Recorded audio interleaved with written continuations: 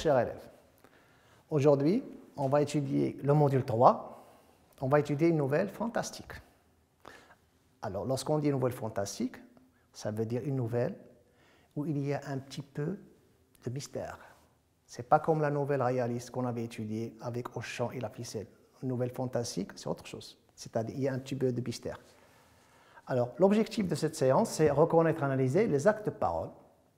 Et l'objectif principal, c'est consolider vos acquis en matière du contenu théâtral. Alors, c'est une séance qui va nous prendre 1 heure. J'espère qu'elle sera agréable et utile.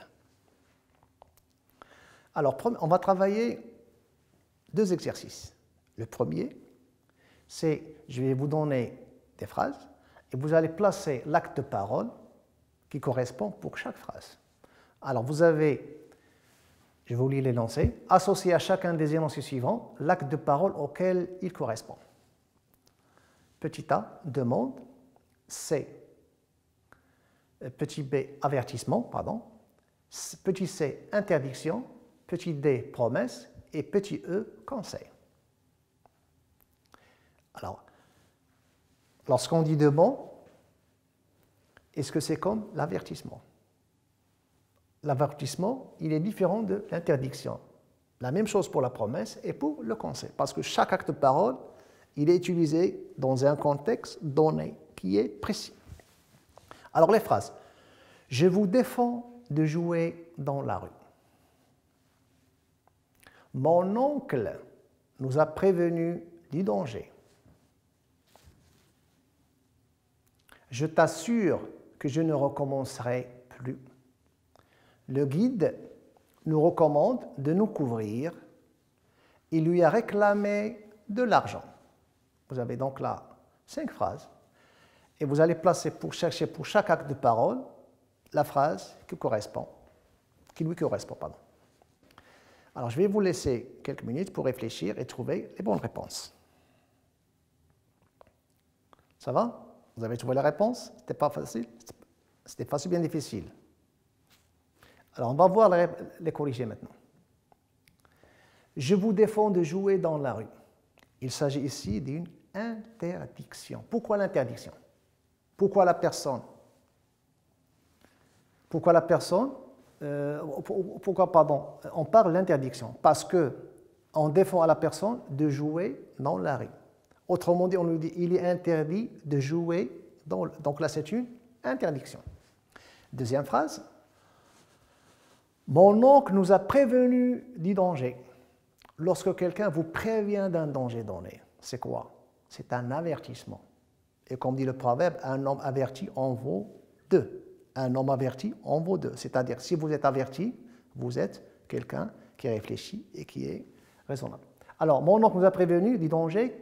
Alors ici, on a un avertissement. Troisième phrase, je t'assure que je ne recommencerai plus. Alors, est-ce que vous pouvez, par exemple, imaginer, on pourrait dire cet acte de parole? Peut-être qu'un petit enfant qui a fait une bêtise, qui a peut-être cassé un vase, c'est pas qu'il a fait une bêtise donnée, et qu'est-ce qu'il dit à son père? Que je t'assure que je ne recommencerai plus. Alors, le petit enfant ici, qu'est-ce qu'il promet? Il promet à son père de ne pas refaire la même faute, ou bien la même bêtise. Quatrième, le guide nous recommande de nous couvrir. Le guide, rappelez-vous du guide. Où est-ce que vous avez vu le guide? Dans la nouvelle fantastique, hein? Vous vous rappelez le guide catalan? C'est lui qui a fait découvrir au narrateur la région. C'est lui qui l'a mené vers la maison de M. de Peyrade et c'est lui qui lui a parlé de la présence de l'idole ou bien de la Vénus. Alors le guide nous recommande de nous couvrir. Ici, qu'est-ce qu'on a? On a un conseil. Dernière phrase, rends-moi mon argent. Les bons comptes font les bons amis. Et parfois, il y a des personnes qui ne veulent pas rendre leur argent. Alors la personne ici, qu'est-ce qu'il fait? Il demande à l'autre personnage de lui rendre son argent. Alors, va-t-il lui rendre son argent ou non?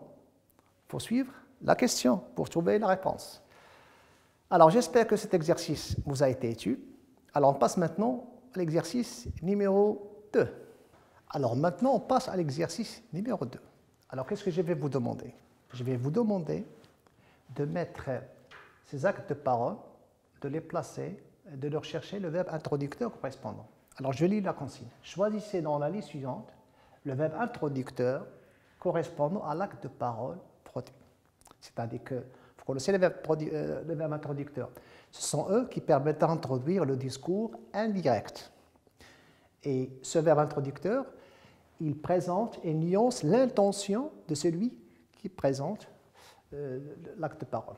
Alors là, les phrases suivantes, vous avez « Tu peux mettre ta robe neuve »,« Tu devrais fumer moins »,« Ma femme vient d'avoir un bébé »,« Nous pourrions sortir ensemble samedi »,« Veux-tu de l'argent ? J'ai des problèmes de santé ».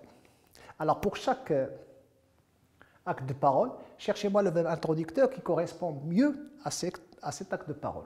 Alors vous avez petit a, demander, B, conseiller, C, confier, c'est pas confiner c'est autre chose, D, proposer, E, permettre, F, annoncer, et G, c'est-à-dire inviter.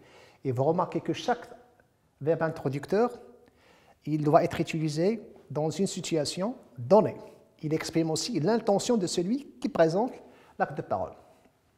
Alors, je vais vous laisser quelques minutes pour réfléchir et trouver pour chaque acte de parole le verbe qui correspond. OK? Alors, j'espère que vous avez trouvé la réponse. Ça va? Alors, on corrige maintenant, s'il vous plaît. Comme vous le remarquez, vous avez là la correction devant vos yeux. Alors, pour la première phrase, tu peux mettre ta robe neuve. Ici, que fait la personne? Quel est le verbe introducteur? C'est proposer, parce que la personne propose. Il propose, c'est une proposition pour mettre une robe qui est neuve. Deuxième phrase, tu devrais fumer moins. Supposons que vous avez un ami qui fume trop, alors vous lui conseillez de fumer moins, ou bien de laisser tomber totalement la cigarette. Alors, qu'est-ce que vous allez dire? Est-ce que vous allez lui donner un ordre? Vous allez le conseiller. Comment conseiller? En utilisant « tu devrais ». C'est quel verbe? C'est le verbe devoir. À quel mode? Au mode conditionnel. Pourquoi on a utilisé le mode conditionnel? Pour exprimer de façon polie. C'est un conseil, ce n'est pas un ordre. Alors, c'est un conseil qui est poli. C'est pour cela qu'on va utiliser devoir au conditionnel. Pour la troisième phrase, ma femme vient d'avoir un bébé. La personne, elle est heureuse. Il est heureux, ou bien la personne est heureuse d'annoncer une nouvelle. C'est-à-dire sa femme a donné naissance à un petit bébé. Alors, qu'est-ce qu'il va faire? Est-ce qu'il va cacher cette nouvelle? Il veut l'annoncer à tout le monde. Il veut annoncer que sa femme vient d'avoir un bébé. Quatrième phrase, ou bien quatrième acte de parole, nous pourrions sortir ensemble samedi. Et là, on a oublié un petit point d'interrogation. Nous pourrions sortir. Alors ici, la personne, qu'est-ce qu'il fait? Il veut que l'autre accepte son invitation de sortir avec lui. C'est pour cela qu'on a, c'est une proposition ou bien aussi une invitation. S'il est persuasif, la personne va accepter son invitation. Dernier, ou bien l'avant-dernier acte de parole, vous avez « veux-tu de l'argent » Alors, que fait la personne ici? Il demande à son ami s'il a besoin d'argent. Et aujourd'hui, on a rare les amis qui viennent vous demander si vous avez besoin d'argent. Dernière phrase, j'ai des problèmes de santé. Alors, pourquoi on parle de confier? Confier, vous avez confidence. C'est-à-dire, c'est un secret que je partage avec vous. Alors, ce secret, je ne le dis pas à tout le monde. Je le dis à quelqu'un d'intime. Alors, lorsque je le dis avec ce quelqu'un d'intime, je fais une confidence. Je lui confie que j'ai un petit problème de santé. Ça va? Là, vous avez donc là, on a fait l'exercice. Et j'espère que cette activité a été utile pour vous. Merci, à la prochaine.